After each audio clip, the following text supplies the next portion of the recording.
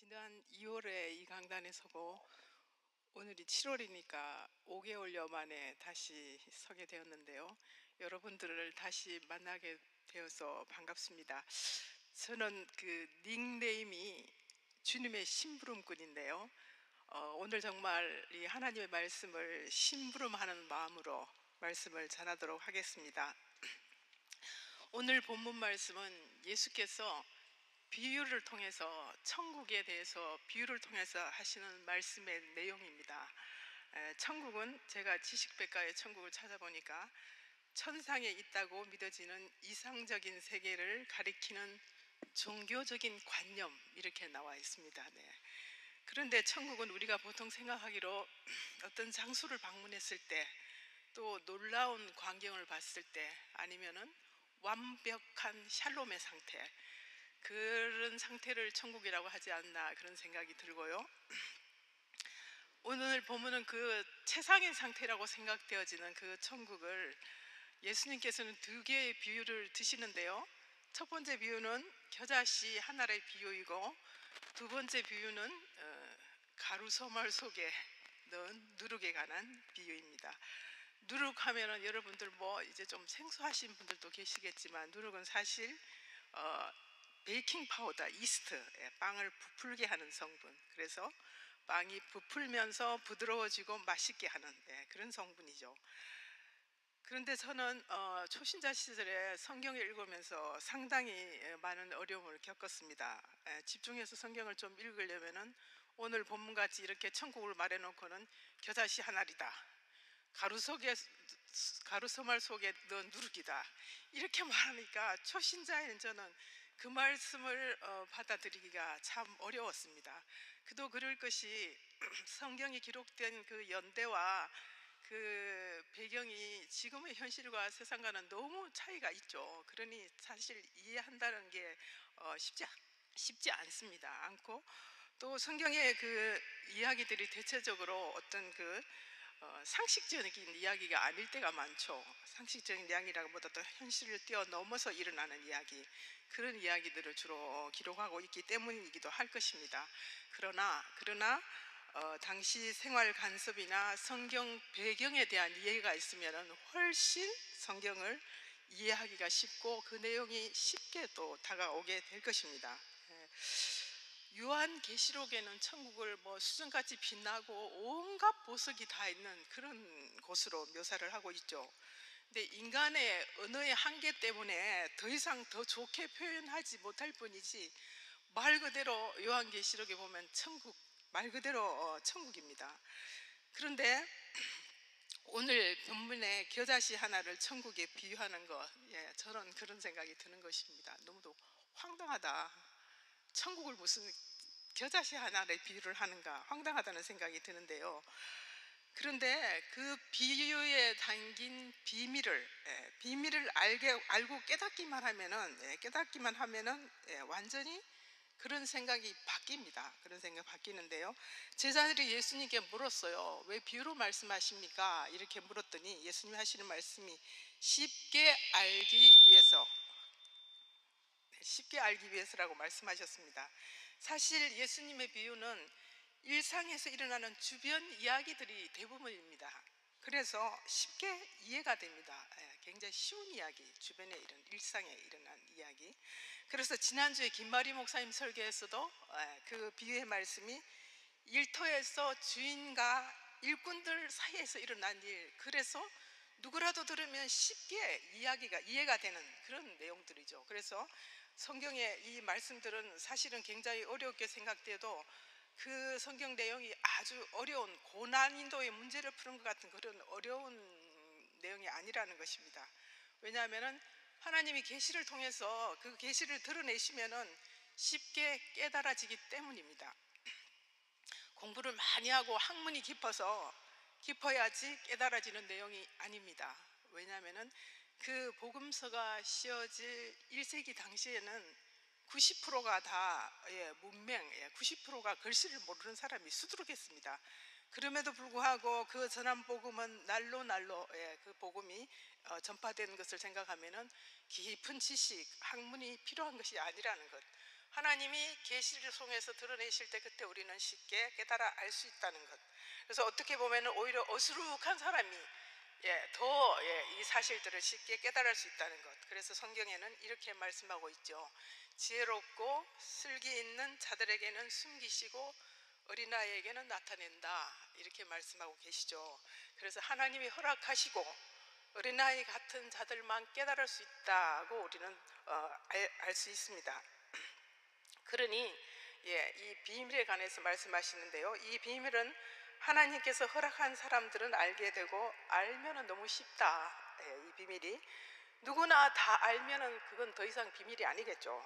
아는 사람만 아는 것이 비밀입니다. 그래서 우리가 흔히 믿음의 비밀을 맡은 자, 이런 표현을 하죠. 우리가 기도할 때 믿음의 비밀을 맡은 자, 이런 기도를 하는데, 그렇습니다. 우리는 믿음의 비밀을 안고 사는 사람들입니다. 그런데 때로는 신앙생활을 오래 하신 분들 중에도 이 믿음의 비밀을 알지 못하는 상태로 신앙생활 하시는 분들도 있으시죠. 어떻게 보면 참 불행한 일이라고도 불행한 일이라는 생각이 듭니다. 그러면은 왜 하필이면 가장 적다는 이 겨자씨를 말씀하고 계실까? 그 비밀이 있다는데 비밀은 뭘까? 우리가 이 비밀에 대해서 한번 관심을 가져보게 되는데요. 겨자씨가 작듯이 작냐 크냐, 이 문제에 집착하면은 천국하고는 연결이 전혀 안 됩니다. 제가 성경 읽으면서 어려웠던 이유는 천국 하면은 무슨 선입견이 엄청난 규모를 생각하는데, 엄청난 규모부터 떠올리는데 이 겨자씨는 너무도 작고 보잘것없으니 성경 읽을 때 이게 둘이 연결이 안 되는 것입니다. 그래서 어려운 것입니다. 그런데 중요한 것은, 깨닫고 나면 쉽다고 말씀드렸죠. 중요한 것은 생명력이다. 그래서 생명력만 지니고 있다면은 씨가 작든지 크든지 심으면 다 싹이 나게 돼 있다. 그 생명력 때문에. 그래서 겨자씨 비유는 황당한 것이 아니라, 제가 처음에 황당하다고 말씀을 드렸는데 황당한 것이 아니라 하나님 나라의 위대한 생명력을 강조한 비유이다. 이렇게 볼 수가 있습니다. 그런데 생명력 하면은 빼놓을 수 없는 것이 있죠. 있는데 세상에 어떤 조직이든지 100년을 넘기가 어렵다고 합니다. 어렵다고 하는데, 그러나 지금 몇천 년, 2000년이 넘었죠. 넘어서까지 시들지 않는 조직, 그것이 교회입니다. 교회이고, 예전에 제가 터키 여행 갔을 때 갑바도기아 대륜교회에 갔을 때 정말 놀라웠습니다. 그 지하 도시를 보면서 놀랐는데요. 로마의 박해를 피해서 지하에 숨어서 신앙을 끝까지 지켰던 그들의 신앙의 절개, 정말 과연 나도 저런 상황이 되면 끝까지 믿음을 지킬 수 있을까, 그런 의문을 저에게 던졌는데요. 거기 대륜교회 지하도시에는 교회만 있은 게 아니라 성경학교까지 있었습니다. 그래서 그렇게 상상하기조차 힘든 박해를, 그 지독한 박해를 견디고 살아남은, 2000년 수천 년이 지나도 살아남을 수 있는 이 교회의 생명력, 그래서 겨자씨가 작은 것, 그건 예수님이 그 생명력에 포인트를 두고 계시다는 것을 우리가 알 수 있고요. 그러면은 겨자씨가 작다는 것, 작다는 것은 어떻습니까? 작은 것은 사람들이 대체적으로 하찮게 여기는 경향이 있습니다. 그래서 하나님의 속성 또한 처음에는 사람들에게 작고 하찮으니까 별 볼 일 없어 보입니다. 별 볼 일 없어 보이죠. 제가 옛날에 서점할 때 어떤 그 권사님께서 이스라엘 여행 갔다 오셔서 겨자씨를 이제 코팅해달라고 가져오셨는데, 그때 저는 겨자씨를 처음 봤습니다. 정말 작아요. 그냥 아주 점을 찍어 놓은 듯이 작고 불면 날아갈 듯이 작은 그런 겨자씨를 그때 처음 봤는데요. 그러니까 코팅기 롤러 속에서 쉽게 이제 넘어가는 작은 씨앗인데요. 그러면은 하나님께서는 왜 그 작은 씨들 중에 겨자씨를 말씀하고 계실까? 한 점 같은 겨자씨. 그 심긴 후에는 어떻습니까? 자랄 때는 어떤 것과도 비교가 안 되는 큰 가지를 내는 그 경이로움을 천국에다 비유하고 계신다는 겁니다. 오늘 제가 한 컷 사진을 부탁드렸는데, 겨자씨 여러분들 다 또 인터넷상에 많이 보시기도 했겠지만은 그래도 눈으로 보면 도움이 될까, 한 점 같은 그 겨자씨가 어떻게 무성하게 자라나는지를 보시면은 사람 키보다도 더 크게 자라는 것을 볼 수 있는데요.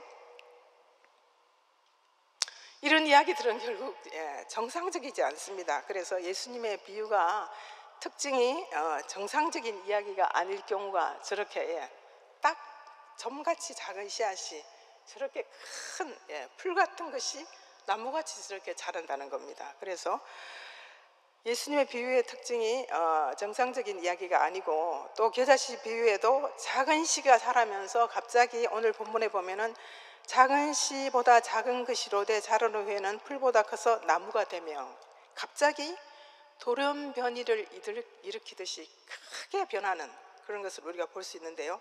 작은 씨를 말씀해 놓고 갑자기 이 씨가 나무가 되어서 새가 깃드는 그런 상황으로 비약을 시킵니다. 비약을. 그래서 어떻게 보면 예수께서는 엄청난 과장법을 쓰고 계시는 것 같은 그런 느낌을 받습니다. 그래서 풀이 자라 큰 나무가 되는 상황. 그런데 사실 겨자는 1년생이라서 나무라고 보기는 어렵습니다. 그렇지만 저렇게 커서 새가 깃든다고 합니다. 그런데 말도 안 되는 것 같은 비유, 이 비유를 통해서 예수께서는 강조하고자 하는 어떤 의도가 있습니다. 의도가 있는데, 우리가 성경을 읽다가 막히는 이유 중 하나가 현실적으로 이 이야기가 타당한지 아닌지, 그거를 우리는 이게 무의식 중에 읽으면서 자기 스스로 속으로 이게 현실적으로 타당한 거 아닌가, 이걸 자꾸 따지기 때문입니다. 그런데 중요한 것은 그거 따지기보다는 예수께서는 그 본문 내용을 통해서 우리에게 강조하고자 하는 내용이 뭔지 거기 관심을 가지고 살펴야 하는데, 자꾸 그 내용을 이게 뭐 말이 되나 안 되나 이렇게 자꾸 분석하고 이해하려고 그러고, 그러니까 이제 성경이 연결이 잘 안 되는 그런 경우가 생긴다는 것입니다. 또 하나님 나라를 겨자씨에 비유한 또 다른 의미는, 하나님 나라는 작게 시작된다는 것인데, 작은 것은 여러분도 아시듯이 눈에 잘 안 띄죠. 작은 것은 안 띄고, 그래서 이 하나님 나라 시작이 로마 제국의 수도인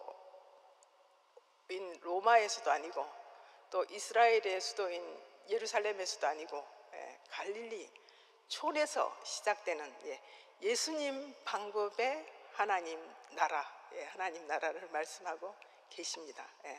이방의 갈릴리, 갈릴리 촌 사람. 오죽하면은 베드로가 예수님이 그 취조받으실 때 불을 쬐고 있는데 그 계집종이 금방 베드로를 알아본 이유가 베드로의 옷차림이나 이런 것들이 갈릴리 촌 사람 냄새가 풀풀 났기 때문에, 갈릴리 촌 사람들에 의해서 이 하나님 나라가 시작됐다는 것입니다. 그래서 세상적인 안목으로 볼 때는 정말 별 볼 일 없어 보이는 시작, 그런 시작. 그래서 초대형 교회도 초창기 이야기를 들어보면 되게 어떻습니까? 뭐 몇 사람이 어떤 가정에서 예배를 드렸다, 이런 이야기가 주로 많이 나오죠. 그래서 시작이 미미하고 보잘것없는 그런 하나님 나라의 시작. 그럼에도 불구하고 이 하나님 나라는 씨만 뿌리면 됩니다. 씨만 뿌리면 되는데, 왜냐하면 그 안에 생명이 있기 때문에. 전에 언젠가는 2000년 전에 씨앗에서 사기 났다는 기사를 본 적이 있는데요. 그 겨자씨와 같은 것을, 그 작은 씨를 심어서 나무로 만들어주는 분, 그분은 하나님이시죠. 결국 그분은 햇볕과 물을 주셔서 풀 같은 것이 나무가 되게 하시는 분이라는 것입니다. 그래서 하나님 나라는 그렇게 작게 시작해서 결국에는 온 로마 제국에, 그 로마 제국뿐만 아니라 주변 모든 나라들이 그 영향력 하로 들어오고, 또 오늘날에 이르러서는 온 세계가 다 그 안으로 들어왔습니다. 들어왔는데 미미한 것, 아주 작은 것. 그러니 현실의 기독교는 너무 크게만 되려고 하지 마라. 그런 계시를 뜻을 우리에게 주십니다. 그러면은 이 작은 것이 어떻게 크게 변형되는가는 그 다음 말씀, 다음에 누룩 비유에서도 우리는 그 비밀을 찾게 되는데요. 그 33절 말씀을 우리 함께 읽어볼까요? 33절 말씀 시작. 또 비유로 말씀하시되 천국은 마치 여자가 가루 소말 속에 갖다 넣어 전부 부풀게 한 누룩과 같으니라. 네. 그런데 이 여인이 누룩을 넣었다고, 전부 누룩을 넣어서 전부 부풀게 했다고 하는데, 이 넣는다는 이 단어 속에는, 이 헬라어 단어 속에는 감추어 넣다는 의미가 함께 있다는 것입니다. 함께 있는데 왜 하필이면 감추어 넣나? 이것 또한 일상적이지가 않는데, 하나님 나라는 세상의 원리와 달라 복음은 몰래 들어온다는 것입니다. 몰래. 하나님 나라는 우리가 모르는 사이에 넓혀져 갑니다. 예전에 제가 교육 전도사 시절에 그 담임 목사님 말씀이 두고두고 딱 머리에 꽂힌 말씀이 있는데요. 그분 말씀이 선교지에 가거들랑 순교하지 마라.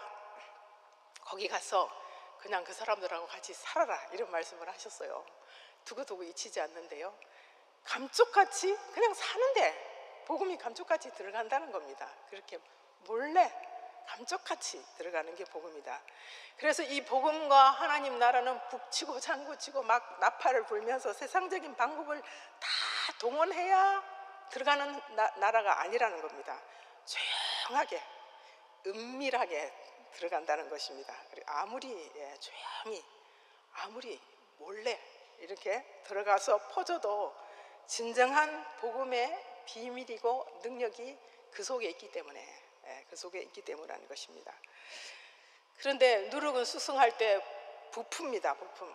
부푸는데요. 어릴 적 저희 어머니가, 지금 여기 계시는 분들은 아마 그런 걸 전혀 이제 생각도 못 하실 것입니다. 어머니가 집에서 빵을 만드실 때 그 이스트 성분, 누룩 성분을 넣어서 따뜻한 아랫목에다가, 가장 방 안에서 따뜻한 아랫목에다가 이불을 뒤집어 씌워 두는 그런 생각이 나는데, 그것이 이제 숙성시키는 과정이죠. 숙성시키는 과정인데, 밀가루 반죽 속에 누룩이 부풀게 되면 이때 빵이 어떻게 됩니까? 부풀면서 딱딱한 그 밀가루 반죽이 소프트, 부드럽게 됩니다. 부드럽게 되면서 아주 맛있는 빵으로 변하죠. 그거와 마찬가지로 복음도 점점 세상 속으로 확장되면서 맛있는 빵과 같이 그렇게 세상을 멋있게, 맛있게 변화시킨다는 것입니다. 결론은 겨자씨의 생명력과 누룩의 확장성을 통해 복음은 땅끝까지 간다. 그런 말씀을 결론적으로 드리고 싶고요. 오늘 말씀을 이제 마무리를 해보면은, 오늘 예수님의 말씀에 비밀이 있는 것처럼 제 설교에도 비밀이 있습니다. 비밀이 있는데요. 사실 오늘 제가 이 말씀을 통해서 천국 얘기를 하면서 속내는 따로 있습니다. 따로 있는데, 지금 속앓이를 하고 있는 교회 이야기를 하고 싶은 것입니다. 아마 제목을 보신 분들은 하나님 나라를 얘기하면서 교회 이야기를 하려나 보다, 이렇게 아마 짐작을 하셨을 것입니다. 교회 이야기를, 속앓이하고 있는 교회 이야기를 하고 싶은 것입니다. 마태복음이 구약만 인정하고 예수님을 믿지 않은 그 마태복음이 유대인들에게 구약 말씀을 많이 인용을 합니다. 그러면서 엄청 공을 들입니다. 왜냐하면 유대인들이 예수님을 믿어 하나님 나라에 들어오게 하기 위해서, 믿음의 세계로 들어오게 하기 위해서 공을 들입니다. 오늘 저도 하나님 나라의 이야기를 하기 위해 엄청 공을 들였습니다. 여러분 공을 들인 것 같습니까? 이 하나님 나라는 예수님이 오시고 그분의 몸이신 교회를 통해서 확장되어 갑니다. 그분의 몸이신 교회를 통해서 확장되어 갑니다. 코로나가 터지고 교회에 와서 예배를 드리지 못하는 상황이 되자 사람들은 교회 시대는 이제 끝났다, 교회에 대한 많은 우려의 목소리들이 있었습니다. 어떤 분들은 가정교회가 대안이다, 가정교회가 대안이라는 것입니다. 여러분 집에서 온라인 예배들을 보니까 가정교회가 대안이라는 말에 긍정하십니까? 가정교회가 대안이라는 얘기도 나왔습니다. 그런데 그런 말이 나오게 된 이유는 어떻게 보면은 조직 교회에 대한 실망감, 너무 그동안 교회 조직이 많은 사람들에게 실망을 안겨줬기 때문에 그런 말이 나왔다고도 보여집니다. 그러나 과연 그럴까요? 가정교회가 대안일까요? 지난번 담임 목사님 설교 중에서 그동안 온라인 예배 드리던 사람들을 통해 설문조사를 한 결과 앞으로 교회에 나와서 예배를 드리겠다 하는 사람들이 조사자의 60%밖에 되지 않았다는 말씀을 제가 기억하는데요. 저는 이런 현실 앞에 보네퍼의 말이 떠오릅니다. 보네퍼. 그가 성도의 교제에서 이렇게 말합니다. 교회는 공동체로 나타난 그리스도다. 사실 보네퍼의 성도의 교제는 상당히 세기 어렵습니다. 제가 성도의 교제 세미나를 갔는데 너무 내용이 어려워서 잘 이해를 할 수가 없더라고요. 그런데 이 말만은 제 머리에 꽂혔습니다. 교회는 공동체로 나타난 그리스도다. 그러니까 공동체성이 얼마나 중요한지를 말씀하고 계십니다. 하나님께서 성도의 교제와 연합을 얼마나 기뻐하시는지 여러분도 인정을 하실 것입니다. 시편 133편 1절에서는 이렇게 노래하고 있습니다. 보라, 형제가 연합하여 동거함이 어찌 그리 선하고 아름다운고, 이렇게 시편에 노래하고 있는데요. 형제 연합의 아름다움을 헐몬의 이슬에 비유하고 있습니다. 헐몬산은 이스라엘의 거의 최북단에 있죠. 제일 높은 산이 헐몬산입니다. 그런데 팔레스타인 땅에 물이 귀합니다. 비가 잘 오지 않고 물이 귀한데, 물이 귀한 이 팔레스타인 땅에서 새벽에 내린 이 이슬은 땅의 모든 식물들에게 생명을 주고 생기를 줍니다. 생기를 주는데요. 이 헐몬의 이슬이 저 남쪽 시온까지 흘러내린다는 것입니다. 그래서 형제의 연합이 이렇게 복되고 아름다움을 시편 133편이 말씀해 주고 있습니다. 그래서 형제가 연합할 때 온 교회 공동체가 이런 은총 아래에 있게 된다는 것을 말씀하고 계십니다. 제가 프랑스에 오기 직전에 읽은 책이 마크스 제이 보그의 그리스도교 신앙을 말하다였습니다. 이 마크스 보그의 책은 이분이 미국 성공회 신학자이기 때문에 선뜻 이 책을 권하기가 조금 그런 것은 우리와 영성의 색깔이 다소 다른 부분이 있기 때문에, 그렇지만 이 책의 마지막 부분에 남긴 메시지에 저는 깊은 공감을 했습니다. 마지막 부분에 그리스도교가 전하는 핵심 메시지는 간단하다. 하나님을 사랑하고 하나님이 사랑하는 것을 사랑하라. 이 말씀이 저는 왜 이렇게 가슴에 와닿는지요. 어떤 복음보다도 복음적이었습니다. 하나님을 사랑하고 하나님이 사랑하는 것을 사랑하라. 하나님이 사랑하는 것 중에서 가장 어떠면, 이건 제 생각입니다. 가장 어떠면 아마도 교회가 아닐까라는 생각이 듭니다. 그렇다면은 하나님이 사랑하는 교회를 우리도 마땅히 사랑하는 것이 맞겠죠. 왜냐하면은 교회는 예수 그리스도 그분의 몸이기 때문입니다. 예수를 통하여 왕권이 행사되는 곳에 왕이신 예수님, 그분의 왕권이 행사되는 곳에 하나님 나라가 임하고, 오늘 예배드리는 이 장소, 이곳에 예수님의 왕권이 행사되고 이곳에 하나님 나라가 임했습니다. 그 영역은 점점점 확장되어 갑니다. 그 하나님 나라, 오늘 우리 가운데 임한, 예배를 통해 임한 이 하나님 나라가 점점점 확장되는데요. 교회는 그 일을 위한 도구로 사용됩니다. 도구로 사용되는데요. 교회 건물은 눈으로 보여지는 하나님 나라가 확장된 증거입니다. 파리스낭 장로교회가 초창기 시절 제가 어떤 식의 모임을 했는지 아마도 몇 사람이 모여서 예배를 드렸겠죠. 그런데 오늘 이렇게 멋있는 이 교회 성전에서 여러분 많은 분들과 함께 예배드리는 이 모습, 선한 장로교회가 확장된 증거이겠죠. 신학적으로 이를 눈으로 보여지니까 가시적인 교회 이렇게 말합니다. 가시적인 교회. 이와 달리 부름받은 무리들의 모임은 불가시적인 교회입니다. 보이지 않는 교회입니다. 그러니까 여러분들의 모임 자체는 불가시적인 교회, 보이지 않는 교회. 그 구성원 중에 한 사람인 나도 교회입니다. 그래서 예전에 우스갯소리를 한번 하면은 어떤 교회 부목사님께 제가 예전에 평신도 때 부목사님께 목사님 커피 한잔 하실래요? 했더니 하나님의 성전에 어떻게 커피를 쏟아 붓겠습니까? 하시던 그 지나가는 말씀이 오래도록 기억이 나는데요. 우리 한 사람 한 사람은 모두 다 교회입니다. 우리는 그동안 코로나 팬데믹으로 힘든 시간을 지나왔습니다. 쉽게 끝나지 않습니다. 끝나나 했는데 변이 바이러스가 생기고 한국에도 지금 1000명이 넘어서 자영업자들이 다 문을 닫는 바람에 생계가 걱정되는 이런 상황이 너무도 우리를 지치게 하는 그런 상황이 계속되고 있습니다. 그래서 많은 사람들이 우울감을 경험하고 정신과 치료를 받는 사람들도 늘어난다고 합니다. 그런데 최근에 어디선가 제가 어디서 봤는데 기억이 잘 안 나는데 이런 내용이 있었습니다. 사르트르는 인간은 사면이 갇혀서 희망이 없다 이렇게 말했을 때 야스퍼스는 그러나 하늘은 뚫려 있다, 희망은 하늘에서 온다 이렇게 했다는 글입니다. 며칠 전에 읽은 것 같습니다. 그렇습니다. 많은 사람들의 우려에도 불구하고 교회가 있어 희망이 있습니다. 희망이 있고 하나님 나라 천국의 확장은 교회를 통해서 이루어지기 때문입니다. 저는 오늘 사실 이 자리에서 우리가 다 함께 큰 소리로 교회여 일어나라 이렇게 소리 질렀으면 좋겠습니다.